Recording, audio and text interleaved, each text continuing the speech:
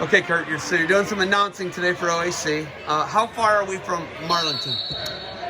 About 40 minutes, maybe 45 tops. Dead west? Pretty close to dead west, maybe Dead a little west. southwest. Yeah. Okay.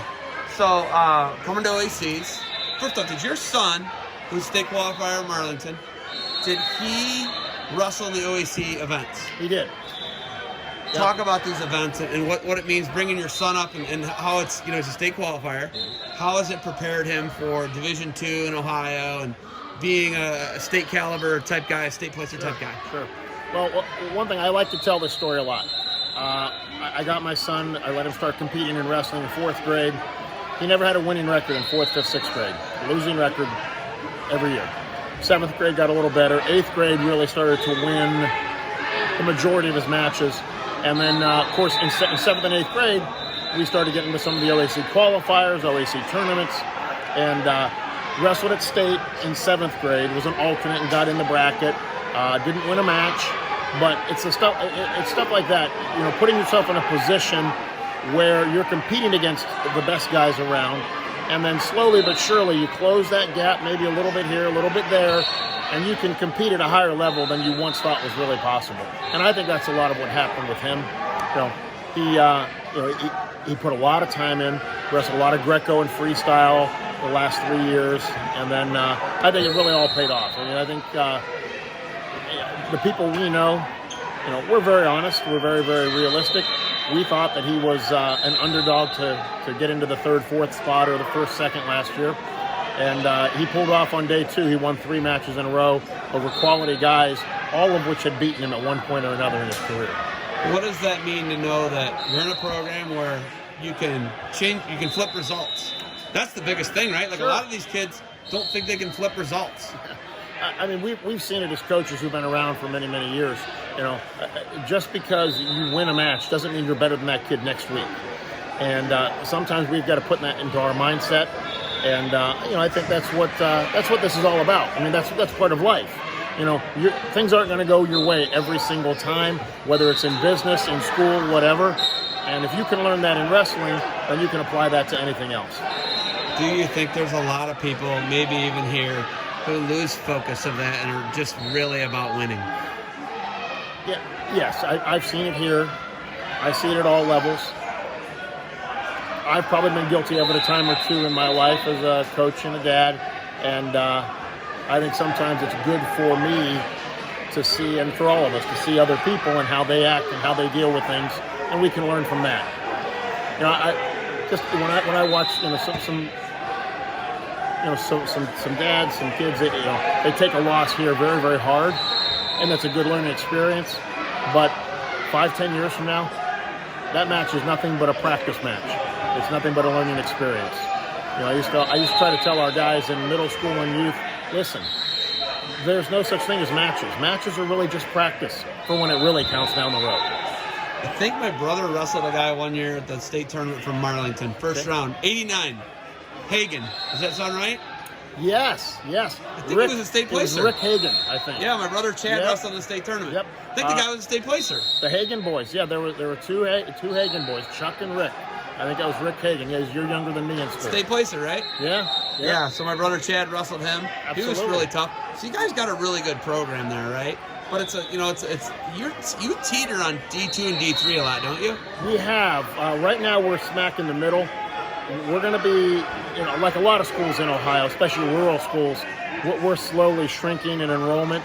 So it's a possibility down the road. I look at it like this. Think about Ravenna Southeast.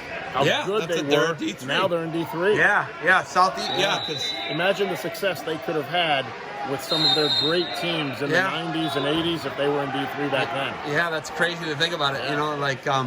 Because I'm from Oak Harbor, and Oak Harbor has dropped. They're in that D3 pretty solid in that D3 category. And I can tell you, my brother Chad wrestled in the Division III state tournament as a junior. Right. Didn't place, and then he won the D2 the next year. That's amazing. Right? So, how much do you like this breakdown of divisions here? They only went 2 this year because it's a COVID year. But the 3-division breakdown in Ohio, and then OAC tries to emulate that. How do you like that? Well, I think as much as we can emulate what the kids are going to see when they're in high school, that's a good thing. The nice thing here is we were able to run essentially essentially 6 separate tournaments. 3 sessions yesterday, 3 sessions today.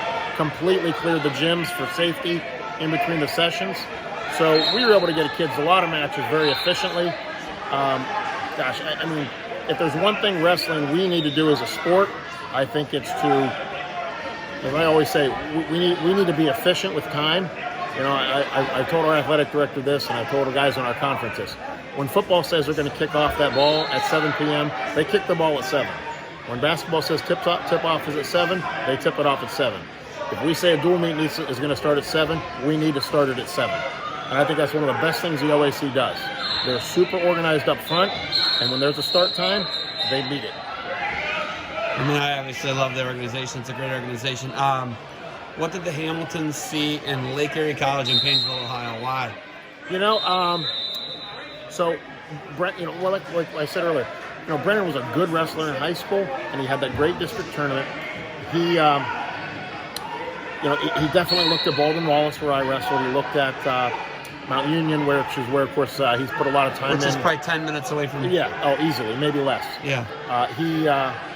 He's wrestled for Samurai Club, the Greco Freestyle Club that we wrestled out of Mount, and you know, I think this is a compliment to Lake Erie. I barely heard of Lake Erie College until about 10 years ago, and when I met with Coach Jeff Breeze, Brendan and I went up for a visit.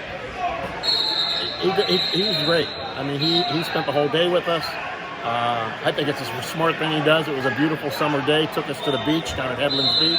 Yeah. We hung out down there, and you know, he explained, you know, they added wrestling about 10 or 11 years ago. Up until 1988, it was a all-girls school. I had no idea. And I think Brendan liked it because I think he bonded with Jeff Breeze, their coach. Great guy. I was so impressed with Jeff. He's just such a personable guy. Yeah. Easy to talk to. And I think Brendan felt like they wanted him. And I think we all want to be wanted in one way or the other. And I think that's probably what drew him there. I teach a mile from there, so I drive by it every day. So what school is that? Riverside. Riverside, Painesville Riverside. They share a campus with Harvey. Okay. Like Harvey's high school abuts and touches Lake Erie College. Yeah, right next door. It's right next door. We're a mile away. Under a mile, actually. I'm sure you know my old assistant coach, J.R. Richner. There you go. Yep. Rich Nerd's brother was our first state champ. Yeah, 1988. Mike. Awesome. Okay. We got wrestling here. You got announcing to do. You got anything else for me? No, thanks for coming out. We really appreciate it. All right, Coach. Good luck to you guys. Hopefully we'll see you at Sparta Highland, all right? Yeah, you will. Yep. Well, I'll be there for sure. I'm the announcer down there. Awesome. For Division II state. Well, hopefully you'll be coaching, too. I hope so. Good luck, Coach.